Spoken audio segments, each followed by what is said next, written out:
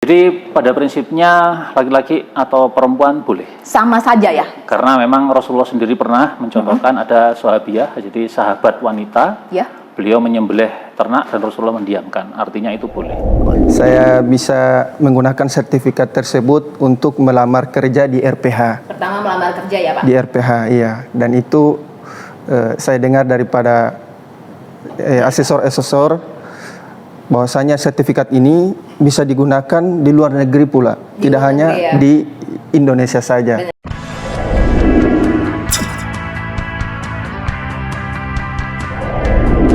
Halo kawan baper, bertemu lagi dengan Baper, Mbak Omong Pertanian Peternakan di YouTube channel BBPP Kupang Media. Hari ini kita kedatangan tamu yang sangat spesial, yaitu seorang asesor dari Balai Diklat Pertanian Provinsi Nusa Tenggara Barat, Pak Hendro Cahyono, SPT, MM, MSc. Selamat pagi Pak Hendro. Selamat pagi. Selain Pak Hendro, kita juga kedatangan tamu seorang asesi dari Kabupaten Kupang, yaitu Pak Ahmad Yamin. Selamat pagi Pak Ahmad. Nah, hari ini kita mau berbicara tentang asesmen, sertifikasi, asesi. Apa sih itu? Kita tanya-tanya langsung ya kepada Pak Hendro dan Pak Ahmad Yamin. Sebelumnya saya mau nanya nih ke Pak Hendro. Pak Hendro, sebenarnya sudah berapa kali sih datang ke Kupang nih? Saya datang ke Kupang sekitar sudah 6 kali ya. Oh, udah 6 kali ya? 6 kali Banyak ke ternyata, Pak. balai, tapi yang pertama adalah ketika dulu ada acara waktu tes untuk sponsorship. Sponsorship Ya, untuk? saya tes di sebuah hotel di tepi pantai sana, saya lupa nama hotelnya, tapi Masya Allah itu kehadiran pertama kali langsung mencengangkan, karena kota Kupang tuh seperti kalau di luar negeri itu kayak di apa itu? Apa Pak? Padang Pengembalaan, bukan? Bukan. Kota tapi dengan penuh dengan tanjakan, Masya Allah itu luar biasa. Itu kesan pertama. Dan kesan kedua, Kupang adalah kota yang sedikit panas. Sedikit panas, bukan terlalu panas. Tapi ketika ketemu dengan orang-orangnya jadi hati adem. Jadi Adem, karena orang-orangnya ramah-ramah ya Pak? ramah-ramah, Masya Allah. Masya Allah. Kemudian sudah berapa kali Pak datang ke Balai Besar Pelatihan Peternakan Kupang ini sendiri? Saya ikut pelatihan di sini ada 2 kali. 2 kali? Kalau Ikut memang pelatihan atau ikut pelatihan. asesmen? Saya jadi peserta pelatihan. Oh, peserta pelatihan. Saya Pelatihan apa peserta. Pak? Dulu pelatihan peternakan. Oh, pelatihan Iya. peternakan. Bu Eni yang jadi fasilitatornya. Oh ya, jadi suara salah Bu satu Wiwi, di sini. iya. Bu Wiwi ya. Dan kalau asesmennya sudah 6 kali. Oh, 6 kali ya. Datang ke sini untuk asesmen sendiri udah 6 kali. Iya. Oke. Kita beralih dulu ke Pak Ahmad Yamin. Pak Ahmad Yamin sendiri sebagai asesi ya di sini. Iya. Sebagai peserta untuk mendapatkan sertifikat ya. Kalau Pak Ahmad Yamin sudah berapa kali datang ke balai Pak? Pasti udah sering ya di kota Kupang nggak, soalnya Kabupaten Kupang. Sudah berapa kali datang ke balai Pak? Baru 1 kali. Baru ini ya Pak, baru ini. Gimana kesannya ada di balai ini Pak? Alhamdulillah, kesannya yang pertama saya kira balai ini kecil karena dilihat dari luar kecil, tapi ternyata dari luar kecil. pas masuk besar. Besar, seperti namanya ya Pak, balai besar ya. Iya, balai besar betul. Terus kesannya apakah orang-orangnya sangat-sangat tegang atau gimana Pak? Alhamdulillah orangnya ramah. Ramah ya, Iya, untungnya ramah. ramah, selalu menyapa kepada para peserta, selalu murah senyum Murah kepada senyum para ya. peserta. Alhamdulillah. Oke, kita berlanjut lagi ya Pak. Nah, untuk Pak Hendro nih, sebenarnya Pak Hendro di sini kan sebagai asesor juru sembelih halal ya Pak. Apa sih visi misi Bapak sebagai juru sembelih halal ini Pak? Baik, jadi sebenarnya gini ya, kita bisa memilih profesi sebagai seorang asesor. Itu dengan bidang kompetensi apapun kita bisa memilih. Bisa ya kita pilih Iya. apa aja. Ya. Tetapi ketika ada tawaran, saya ingin mencari nilai tambah. Nilai tambah ya Pak? Ya, ternyata di juru sembelih halal ini, selain memang saya orang peternakan, Ya. kayak orang peternakan juga saya ingin cari tambah apa? Di sini ada esensi dakwahnya. Oh, ada esensi dakwahnya Iya. untuk juru sembelih halal. Karena sekali lagi dalam juru sembelih halal ini untuk menghasilkan produk yang asuh, aman, sehat, utuh dan halal itu bukan tanggung jawab pemerintah saja. Ya, benar. Semua orang harus punya kontribusi, sekecil apapun kontribusinya itu. Ya. Disitulah coba saya ingin memberikan sedikit kecil kontribusi saya, sehingga saya pilih kompetensi juru sembelih halal ini. Dan masya Allah ketika itu sudah berjalan, ternyata di sini bisa menambah keluarga semakin banyak. 6 kali ke Kupang ini saya 6 kali mengakses, berarti ada 60 minimal. Ya. Seorang jagal ini yang itu tersebar mulai dari apakah beliau memang jagal beneran, istilahnya jagal rutin, Ya. juga jagal tahunan. Jagal tahunan adalah Yang untuk beliau menghunus senjata tajam itu ketika Idul Adha saja. Itu Ya. jagal tahunan. Tapi akhirnya alhamdulillah komunikasi kita bisa terjalin. Ya. Bahkan kemarin ada informasi ketika saya mau ke Puang, ada beberapa orang, Pak saya jemput, Pak saya jemput, saya jemput. Saya mohon maaf, sudah ada balai yang jemput. Dari balai ya. Jadi seolah-olah dengan Juliah ini jadi selebritis kecil-kecilan. Oh iya benar Pak. Karena udah dikenal banyak orang juga ya Pak. Alhamdulillah. Alhamdulillah. Nah, kalau untuk jadi asesor juru sembelih halal, kota yang paling jauh itu Pak, di kota mana Pak? Alhamdulillah dengan ini saya pernah ke Manado. Manado ya, yang paling jauh. Ke Manado, saya juga pernah ke Makassar. Kalau yang di barat sejauh ini baru di Cinagara saja. Cinagara ya Ciawi. Pak. Kalau yang Sumatera belum ada ya Pak? Belum. Belum ada. Ya semoga nanti ya Pak, selanjutnya Ya semoga. mudah dengan podcast ini ada yang tertarik untuk mengundang Semoga saya. ya. Sambil kita promosikan ini juru sembelih halal asesornya. Nah, kan sebelum kita menjadi asesi nih Pak, sebelum kita melakukan sertifikasi, pasti ada syarat-syarat yang harus dipenuhi oleh peserta ya kan Pak? Betul. Nah, apa sih syarat-syarat yang harus dipenuhi peserta untuk menjadi juru sembelih halal? Apakah memang dia harus seorang laki-laki? Apa wanita juga boleh? Bagaimana Pak? Jadi pada prinsipnya laki-laki atau perempuan boleh. Sama saja ya? Karena memang Rasulullah sendiri pernah mencontohkan ada sahabiah, jadi sahabat wanita. Ya. Beliau menyembelih ternak dan Rasulullah mendiamkan. Artinya itu boleh. Boleh berarti. Laki-laki atau wanita juga boleh. Iya. Ya. Tetapi dengan kondisi senyatanya seperti ini, kayak kalau perempuan itu sulit. Sulit. Kenapa sulitnya Pak? Apa sulitnya? Pertama, jagal dalam tanda petik butuh fisik lebih. Lebih ya, harus Iya. kuat ya. Kemudian secara naluri, wanita itu dengan perasaan yang halus, untuk beberapa wanita tidak akan mampu untuk melihat darah yang seperti itu. Nggak tegaan. Iya. Nggak tegaan. Apalagi jam kerja, Mbak ya. Oh iya benar. Jam kerja di sini banyak jagal itu jam kerjanya pasti malam. Oh iya, karena pemotongan dilakukan pada Betul. malam hari, subuh ya Pak, Iya, sebelum subuh sebelum malah. subuh malah. Subuh itu biasanya sudah selesai. Iya. Bagaimana misalnya seorang ibu rumah tangga, siang hari dia harus mengurus anaknya, Benar. ngurus suaminya, ngurus rumah tangga, masa malam mau ke RPH lagi? buat jagal Iya. ya. Kayaknya bukan saya mengatakan itu tidak mungkin saja Mungkin, gitu loh, ya. tetapi ya kita realistis saja gitu, sehingga otomatis di sana dan untuk laki-laki lebih logis lah di Ya. sana gitu. Tapi tidak menutup kemungkinan bahwa seorang Perempuan wanita juga juga bisa. menjadi jagal. Oke. Untuk jadi pemilik RPH mungkin sangat mungkin. Pemilik RPH pasti sangat mungkin ya. Oh iya, saya tambahkan satu lagi.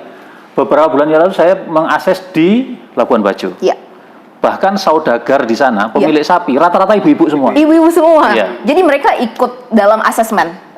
Tidak ikut dalam asesmen. Dia punya pemilik sapi saja. Oh Tapi iya. kalau pemilik sapi biasanya dia juga punya jagal sebagai pegawainya. Gitu. Oh iya, oke. Tapi pemilik sapi saja. Pemilik sapi saja. Betul. Oke, saya beralih dulu ke Pak Ahmad. Kalau dari Pak Ahmad, sebenarnya apa syarat-syarat yang harus Bapak penuhi sebelum Bapak melakukan sertifikasi di sini? Kalau syarat termasuk saya masuk di sini, syarat utamanya yakni sudah pernah menyembelih Sudah pernah menyembelih minimal 3 tahun. 3 tahun ya? Adapun syarat yang lain yakni lulusan dari SMK Pertanian. Oh, lulusannya minimal atau minimal SMK? Apa minimal SMP bisa? Kurang tahu, cuman regulasi yang saya SMK. yang saya lihat dari surat edaran itu minimal SMK SMK atau setaranya? atau setaranya, iya. Jadi tapi saya dari SMA, alhamdulillah bisa karena sudah pernah menyembelih lebih dari 3 tahun. Jadi mewakili masjid di dekat rumah saya, memberikan rekomendasi kepada saya agar dan ini sangat penting, sertifikasi ini sangat penting untuk kita pegang di luar sana, terutama di NTT ini. Kenapa itu Pak? Sangat penting itu kenapa? Karena Apakah ada persyaratan khusus dari masjid kalau yang mau menyembelih itu harus udah punya sertifikat halal, juru sembelih halal gitu? Atau bagaimana Pak? kalau itu yang saya dengar itu di 2024 peraturan itu akan diberlakukan. Oh iya, baik. Jadi sangat penting bagi saya sendiri sertifikat tersebut begitu. Kalau Pak Ahmad sendiri tahu dari mana sih kalau Balai Besar Pelatihan Peternakan Kupang ini mengadakan sertifikasi juru sembelih halal? Pertama dari teman karena dia angkatan pertama. Oh pernah temannya ada Iya, di sini? teman juga seorang tukang jagal, dia angkatan pertama. Terus di masjid sudah memberi informasi ya. Oh ada pengumuman dari masjid. Berarti Kami Balai Besar Pelatihan Peternakan Kupang juga ada sosialisasi ke masjid-masjid. Iya, ya? ke masjid-masjid. Kerjasama. Oke, saya beralih lagi ke Pak Hendro. Pak Hendro, sebenarnya bagaimana sih alur dari asesmen juru sembelih halal ini? Kan pasti ada tahap-tahap yang harus dilakukan ya Pak sebelum kita melakukan, sebelum kita menyatakan bahwa asesi ini kompeten, kayak gitu. Oke. Baik, jadi sebenarnya pemerintah sudah menetapkan dengan dikeluarkannya SKKNI 196 tahun 2014. Oh ada SKKNI-nya? Iya, tentang juru sembelih halal. Di sini sudah sangat, Masya Allah itu sudah sangat komprehensif, sangat komplit sekali. Sehingga dengan SKKNI ini sebenarnya ketika seseorang, walaupun itu dalam tanda petik mulai dari nol, Ya. tapi beliau memahami SKKNI ini kemudian mempraktekannya, insya Allah itu bisa menjadikan seorang jagal yang profesional. Profesional. Gitu. Tinggal prakteknya aja nanti ya Pak. Sebenarnya kalau masalah prosedurnya ya seperti itu, seperti dikatakan tadi. Jadi persyaratan administrasi itu bisa dia lulusan SMK, ya lulusan SMK. atau dia punya pengalaman yang dikatakan 3 tahun itu. Ya. Itu. Dan yang pertama jelas dia harus muslim. Harus muslim ya, Iya. karena Itu ada ditujukan. halalnya ya. Iya, ditujukan dengan KTP-nya. Ya. Kalau yang ini cuma sekedar atau di sini. Artinya apa? Salah satu bisa. Apakah dia alumni pelatihan? Boleh. Boleh. Atau dia lulusan SMK peternakan? Boleh. Atau dia pengalaman kerja tadi. Pengalaman selama kerjanya 3 tahun. 3 tahun ini bisa pengalaman kerja di RPH atau pengalaman kerjanya membantu pengurus takmir dalam penyembelihan Idul Kurban. Itu. Oke. Nah, setelah melakukan prosedur-prosedur, setelah dilalui prosedur-prosedur untuk mendapatkan lulus administrasi lah Ya. ceritanya Pak. Nah, setelah itu apa tahap selanjutnya? Ya. Begini, karena SKKN ini sudah tercreate menjadi sebuah kurikulum yang boleh saya katakan sempurna dalam kaidah ini kurikulum ya. Ya. Sudah cukup komplit, maka peserta itu harus ikut pelatihan dulu sebenarnya. Oh, peserta harus Ya. ikut pelatihan. Pelatihan ini di setel berbasis SKKN ini. Ya.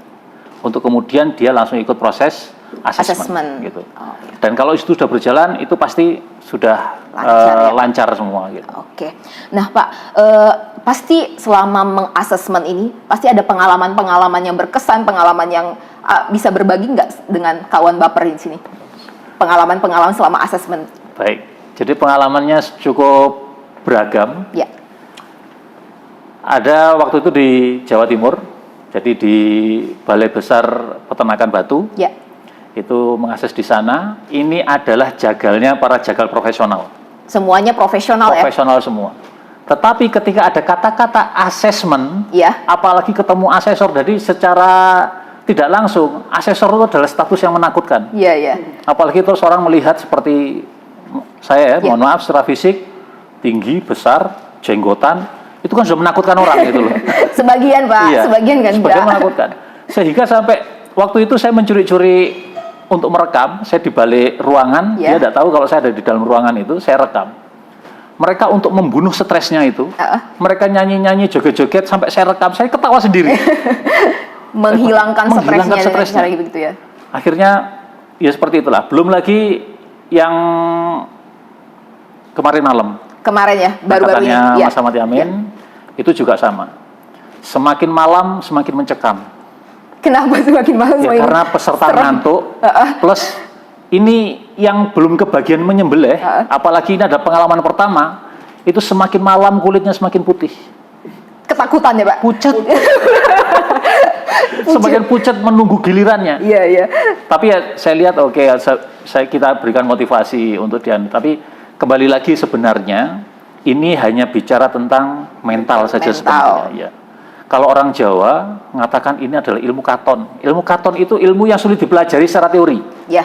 Tapi ilmu yang harus terus diasah. Dipraktekkan. Maka saya tekankan di angkatannya Mas Ahmad Yamin ini, kemarin sudah kita hubungkan dengan RPH dan koordinator Juleha di sana, bahwa proses asesmen sudah selesai dan Anda dinyatakan kompeten, tapi itu adalah sebuah tanggung jawab yang besar dimulai hari ini. Oleh karena itu, sering-sering Mas Yamin dengan teman-teman saya arahkan untuk ke RPH. RPH untuk menjaga. Betul. Karena saya sendiri, Mbak, saya ini jagal tahunan. Saya itu menghunus senjata ketika lebaran kurban. Tapi sebagai komitmen pribadi, saya juga ke RPH di Mataram. Sejauh tidak ada kesibukan di kantor, setiap hari libur Sabtu atau Ahad saya mesti ke RPH. Istilahnya yaitu untuk membiasakan. Kembali lagi karena ini ilmu yang harus dilatih terus gitu loh. Melatih tangan dan melatih mental. Betul, ya Pak. Khususnya mentalnya ini. Benar. Kalau mentalnya ciut, pegang pasti sudah gemeteran gitu. Hewannya belum mati, belum putus itunya, nyawanya malah kitanya yang putus. Itu mah dikhawatirkan mentalnya benar-benar sama, harus di ini. Ternaknya takut, kita juga takut jadinya. Iya benar Pak. Oke, saya beralih lagi ke Pak Ahmad Yamin. Nah, tadi kata Pak Hendro bahwa angkatannya Bapak itu semuanya kompeten. Alhamdulillah. Nah, Pak, gimana nih? Apa sih perbedaan antara teori yang telah Bapak dapatkan, SKKNI semua segala macam itu, dengan praktek selama melakukan asesmen? Gimana teorinya? Apakah berbeda atau sama atau gimana, Pak? Alhamdulillah sama. Sama ya.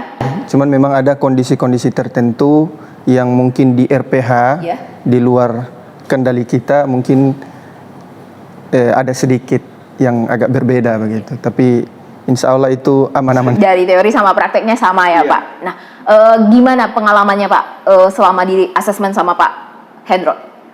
Alhamdulillah dari segi ilmu yang kami dapatkan sangat bermanfaat sekali, terutama untuk menjelang Idul Adha ini.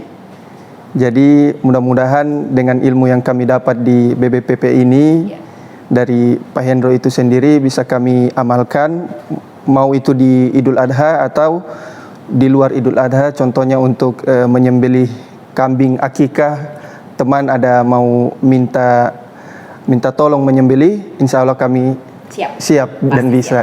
Karena sudah kompeten ya. Iya. Nah, Pak Ahmad Yamin kan tadi pasti sudah banyak, Pak Hendro pasti sudah banyak memberikan pengalaman-pengalaman, menceritakan pengalaman-pengalamannya. Nah, apakah Pak Ahmad Yamin ada tergerak hatinya untuk menjadi asesor seperti Pak Hendro? Insya Allah, karena Pak Hendro juga bilang menjadi asesor tidak mesti jadi ASN. Tidak harus ASN tidak harus menjadi asesor. Betul, ya. Betul. Jadi ada sedikit keinginan. Atau besar keinginan. Keinginan saja, nggak boleh sedikit atau besar ya. Keinginan saja untuk menjadi asesor. Itu. Ya. Nanti ya Pak sharing nih Pak Hendro sama Pak Ahmad Yamin ya. Saling sudah sharing ya. Oke. Nah Pak, terakhir nih Pak, apa pesan Pak Hendro untuk para asesi atau para petugas jagal yang ada di luaran sana? Karena kan tadi Bapak bilang kalau Bapak ingin memberikan sedikit pesan, sedikit masukan untuk sedikit kontribusi untuk negara kita dengan memberikan menjamin bahwa daging atau ternak atau makanan yang dihasilkan dari RPH itu adalah halal. Jadi apa Pak pesannya untuk para petugas-petugas jagal di luar sana dan asesi. Okay. Jadi gini, sekali lagi saya ulangi bahwa untuk menghasilkan produk yang halal itu tidak melulu tanggung jawab pemerintah. Tidak melulu tanggung jawab pemerintah. Saya di kelas kemarin dalam proses asesmen adalah menilai kondisi asesi di titik hari itu. Ya. Gitu. Tetapi kembali lagi, sering terjadi kebutuhan pemikiran karena secara psikologis mungkin para asesi ini tertekan. Ya benar. Gitu. Apalagi kalau katanya ujian ya Pak. Iya, ini namanya ujian. Gitu loh. Ya saya paham, para jagal ini kan ujian hidupnya aja sudah cukup berat gitu. Apalagi dengan ada ujian lagi. Makanya Di situ saya berusaha untuk motivasi. Di kelas saya ciptakan suasana sesantai mungkin. Ya. Bisa dikonfirmasi pada ACC, Betul. kita Bisa. guyon, kita santai gitu. Karena Sharing pengalaman. Sharing Iya. pengalaman ya. kadang-kadang saya gali-gali gitu apa pengalaman mereka gitu. Mengasah pisau juga seperti itu, sengaja pisau saya tumpulkan, ayo Ya. asah gitu. Ya. Sampai keringat dinginnya keluar, lama-lama baru di situ. Nah, seperti itulah. Nah, pesan saya kepada beliau-beliau ini adalah sekali lagi bahwa Anda sudah dinyatakan kompeten. Ini bukan dari akhir sebuah perjuangan, malah ini adalah titik awal perjuangan untuk kita berkontribusi membantu pemerintah menciptakan produk halal. Tahun 2024 semua produk halal harus tersertifikasi. Semua produk halal harus tersertifikasi. Ya, khususnya produk yang berasal dari hewani tentunya Ya, kan. benar. Gitu. Harus tersertifikasi. Bahkan saat ini DBJHT, BBCH dari BBCH. Depak itu sudah punya program untuk ada pendamping produk halal di UKM. Ya. Nah, itu makanya teman-teman ASESI ada kesempatan. Saya tidak tahu kalau di Kupang, kalau di Mataram adalah UIN Mataram itu yang bertanggung jawab, Halal Center di sana yang bertanggung jawab terhadap itu. Jadi mudah-mudahan Di Kupang juga di pasti Kupang juga semoga ada Halal nanti Center. Halal Center. Nanti teman-teman di sini bisa bergabung di sana. Ya. Karena kembali lagi bahwa ini adalah tanggung jawab kita bersama. Ya. Bukan Sehingga- hanya tanggung jawab pemerintah saja. Betul, pemerintah hanya mengeluarkan regulasi Benar. dan mengawal regulasi itu, tetapi prakteknya di lapangan butuh kontribusi dari segala pihak. Yang menjalankannya seluruh rakyat Baik. ya, benar Pak. Nah, untuk Pak Ahmad Yamin, nanti setelah Bapak dan mendapatkan sertifikat juru sembelih halal, ya kan tadi kan sudah kompeten, pasti nanti sertifikatnya bakalan keluar. Apa sih harapan Bapak untuk menjadi juru sembelih halal ini, Pak? Harapannya. Harapan saya terutama di NTT ini, Ya. saya bisa menggunakan sertifikat tersebut untuk melamar kerja di RPH. Pertama melamar kerja ya, Pak. Di RPH, iya. Dan itu saya dengar daripada asesor-asesor bahwasanya sertifikat ini bisa digunakan di luar negeri pula, Di tidak luar hanya negeri ya. di Indonesia saja. Benar. Karena dari para pengalaman para asesor, mereka bilang tukang jagal di luar negeri itu gajinya Masya Allah, iya. 30 sampai 60 juta per bulan. Dan itu saya tidak berharap ke sana. Saya Di sini dulu ya, Di di sini Kupang saja. dulu ya. Nanti semoga rezeki-rezeki berikutnya semakin mengalir ya, Pak. Nah, kira-kira ada tidak sih yel-yel, Bapak, yel-yel dari petugas jagal sendiri itu apa sih, Pak? Ada yel-yelnya nggak? Ya, sederhana saja. Apa tuh, Pak? Biasa saya kasih kode, Juleha, Bismillahi, Allahu Akbar. Sekali lagi, Pak. Sekali lagi ya. Coba sama-sama. 1, 2, 3. Juleha, Bismillahi, Allahu Akbar. Oke. Untuk yel-yel untuk sertifikasi Juleha itu apa sendiri, Pak? Sertifikasi Sertifikasi kompeten. kompeten. Sama-sama ya, Pak. Oke. 1, 2, 3. Sertifikasi kompeten. Oke. Demikianlah Sobat Baper perbincangan kita tentang asesi, asesmen, dan sertifikasi juru sembelih halal. Apabila kawan Baper berminat dan ingin untuk ikut dalam asesmen-asesmen selanjutnya, ada di Balai Besar Pelatihan Peternakan Kupang. Mari kita sama-sama untuk mewujudkan pertanian yang maju, mandiri, modern. Sekali lagi Pak, pertanian maju, mandiri, modern. Oke, kawan Baper, jangan lupa untuk like, komen, dan subscribe di YouTube channel kita di media Balai Besar Pelatihan Peternakan Kupang. Terima kasih. Assalamualaikum.